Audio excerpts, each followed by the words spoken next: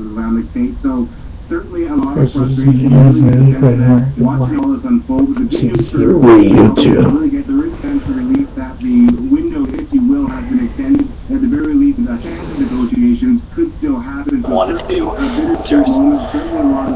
and I had it taken away from me.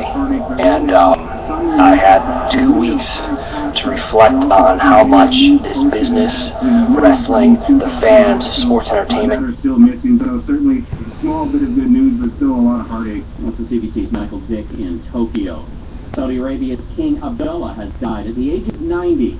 His reign as leader of the oil-rich nation spanned 2 decades.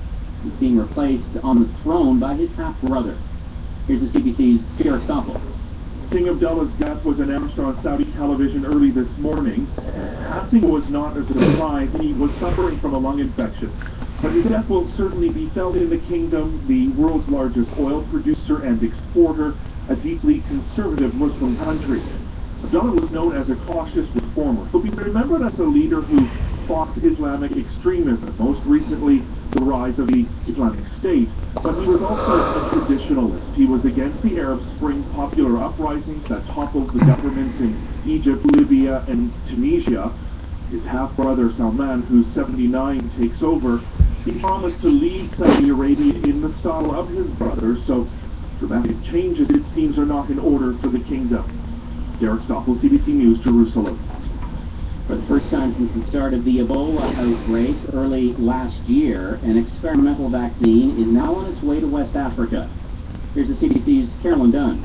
The vaccine has already been tested on about 200 healthy volunteers in the UK, US, Switzerland, and Mali.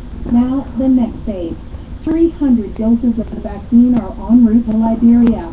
It's the first time a preventative Ebola medicine will be tested in a country considered among the hardest hit.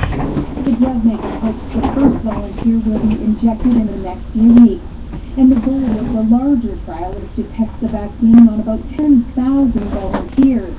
Even with such large-scale clinical trials, it's not clear how accurately the vaccine's effectiveness can be judged because Ebola cases are on the decline. Other promising vaccines are expected to begin trials in Sierra Leone and Guinea in the coming weeks and months. Carolyn Dunn, CBC News, Accra.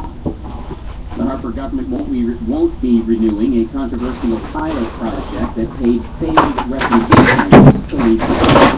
The program was supposed to save time and money when it came to getting the claimants out of the country, but critics are saying it appears now it has done neither.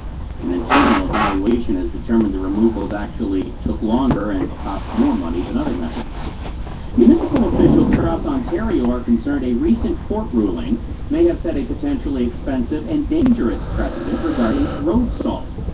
A Southern Ontario farmer has been awarded more than $100,000 for damages to his property he claimed were caused by Lambton County's winter salting program. One municipal official is saying it appears a government body is being penalized for doing what it is required to do by law, conducting winter maintenance. And that is the CBC News to this hour. I'm Joe Cummings.